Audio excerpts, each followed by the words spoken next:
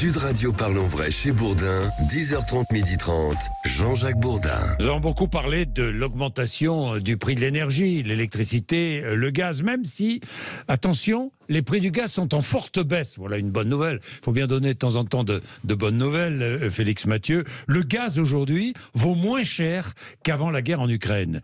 Mais rien n'est garanti pour 2023. Bon, enfin, prenons cette bonne nouvelle. Oui, Félix. près de 5 fois moins cher qu'en août. Le prix de gros du gaz naturel en Europe est tombé hier à son plus bas niveau depuis l'invasion de l'Ukraine par la Russie. Bon, c'est grâce à un hiver clément, des températures douces. Ça permet d'économiser les stocks. Environ 73 € le mégawattheure. C'est le plus bas depuis février 2022. Ce prix de gros a perdu 50% en un mois. Il est largement redescendu même par rapport au pic estivaux. En août, il avait culminé à 342 €. Les prix du gaz ont augmenté en fait à partir de la guerre en Ukraine. Ils ont explosé en février, mais la fermeture de plusieurs gazoducs entre la Russie et l'Europe avait aggravé la situation. Bon, finalement, les exportations de Gazprom vers l'Union européenne et la Suisse ont chuté de 55% l'année dernière. C'est le bilan du gazier russe, sauf que l'Europe avait fait des stocks et résultat, ces stocks ils restent très confortables vu les températures douces. Pour autant, les analystes en appellent à rester prudents puisque si les températures venaient à tomber, là, ça pourrait se dégrader. Bien, pour l'instant, la nouvelle est bonne en ce qui concerne le gaz, mais moins bonne en ce qui concerne l'eau. Pour certains, dans tous les cas, pas pour tout le monde, mais pour certains, le prix de l'eau au robinet augmente dans de nombreuses communes. Alors pourquoi? Nous sommes avec Marie-Lise Massé, bonjour. Bonjour. Vous êtes directrice générale du Centre d'information sur l'eau. Dans de nombreuses communes, donc, le prix de l'eau au robinet augmente. Quelles sont les raisons de cette augmentation ? Écoutez, le secteur de l'eau, effectivement, vient d'être rattrapé par l'inflation. Il faut savoir que pour faire fonctionner un service d'eau ou un service d'eau usée, il faut de l'électricité, notamment. Et donc, on comprend tout de suite que pour les maires, pour les municipalités, ce budget électricité va augmenter. Alors, c'est pas le seul, puisqu'il va y avoir une évolution de toutes les dépenses d'exploitation des services d'eau, que ce soit l'électricité, l'augmentation des matières premières, par exemple le chlore et le charbon actif, qui sont indispensables pour assurer la qualité sanitaire de l'eau, et puis aussi les salaires qui sont indexés sur l'inflation. Et puis à côté de ça, hors les dépenses d'exploitation, mais il y a aussi, il va falloir que les collectivités assurent le programme d'investissement qu'elles s'étaient fixé. Et donc, le coût des travaux, il explose aussi. Et il va falloir pourtant renforcer les réseaux. Ça, c'est un peu ce qu'on a appris de la sécheresse de cet été. Il y a tout un travail à faire par les municipalités pour assurer qu'il n'y ait plus de fuites dans les réseaux. Et donc, tout ça, ça va coûter plus cher. Et oui, les fuites dans les réseaux, c'est très important. Il faut lutter contre cela, Marie-Lise Massé, parce que d'abord, ça coûte cher. C'est nuisible. C'est une catastrophe parfois. Les réseaux sont souvent vétustes, donc les investissements sont absolument indispensables. Marie-Lise Massé, ça ne concerne pas toutes les communes. Tout dépend de comment ça se passe. La commune a souscrit des contrats. Comment ça se passe d'une commune à l'autre? Excusez-moi, mais la liaison n'est pas bonne. Si j'ai bien compris, vous vouliez savoir comment se passe l'augmentation des prix dans les communes. Oui. Alors, déjà, il faut savoir que on a 36 000 communes, donc chacune fixe son prix de l'eau, son tarif de l'eau. Ça, il faut le savoir. C'est la commune qui fixe le prix. Et donc le prix de l'eau, il est voté. Il est voté selon un budget, puisque il y a quelque chose de très particulier dans l'eau, c'est que l'eau paie l'eau. Ça veut dire que toutes les recettes doivent équilibrer les dépenses. On ne peut pas être en déficit sur le budget de l'eau, et c'est une des raisons pour lesquelles les maires vont devoir augmenter l'euro dans pas mal de communes quand ils ont pris des engagements pour que leurs services gardent une qualité et puis pourvoir aux travaux indispensables. Alors, il y a des mairies qui ont souscrit des contrats avec des entreprises privées. Marie-Lise Massé. Alors, il y a en France, vous savez qu'un maire reste responsable de son service d'eau. Oui. Et puis, il fait des choix. Hein. C'est un choix qu'il peut faire entre avoir une régie municipale et avoir une entreprise de l'eau avec qui elle passe un contrat pour être en délégation de service public.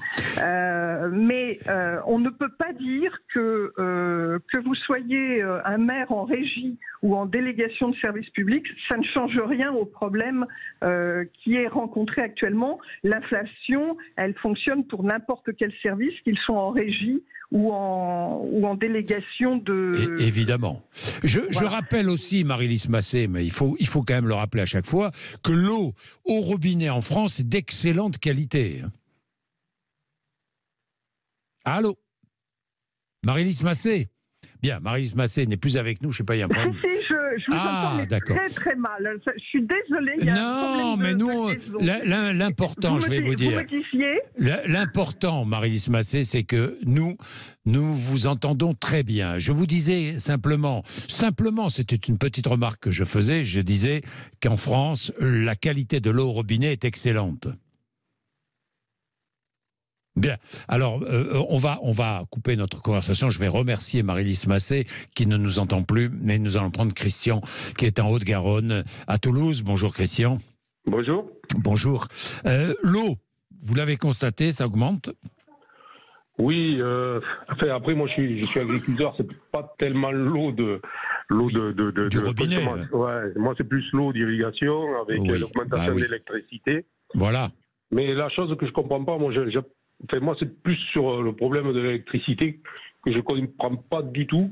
Oui. On a des entreprises, de grosses entreprises qui ferment parce qu'elles ne peuvent plus payer l'électricité. Il n'y en a pas beaucoup, hein, les grosses entreprises qui ferment. Il n'y en a pas beaucoup non plus, Christian. Hein. Et il y en a une qui vient de fermer avec 800 employés. Laquelle? C'est celle qui fait des boîtes William Saurin. Non, ils n'ont pas fermé. Ils se sont. Non, oui. ils n'ont pas fermé. Ils ont Non, ils n'ont pas mis 800 employés. 800 employés au chômage. Non, pas du tout. C'est tout simplement, ils se sont mis au chômage technique pendant quelques semaines, 3 ou 4 semaines, je crois. Hein, il n'y a absolument aucun licenciement. Hein. Oui, non, pour l'instant, c'est vrai. Oui, vous avez raison. Mais bon, c'est pas un très bon signe. Ah, non. Voilà, et surtout, ce que je comprends pas, il y a l'Espagne qui est en train d'enlever l'indexation de l'électricité avec le gaz et tout ça.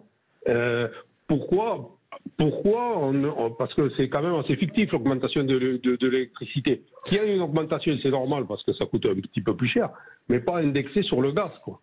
C'est le système de calcul du prix de l'électricité que je conteste. Alors, on va revenir d'ailleurs sur le système de calcul du prix de l'électricité. Vous avez raison de poser la question, Christian. Hein. Oui.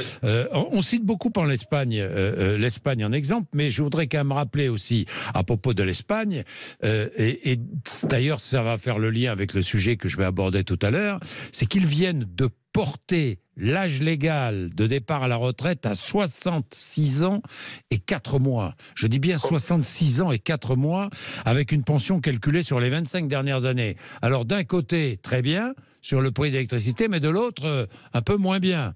Donc, vous savez, les comparaisons, c'est toujours bon, mais il faut tout comparer.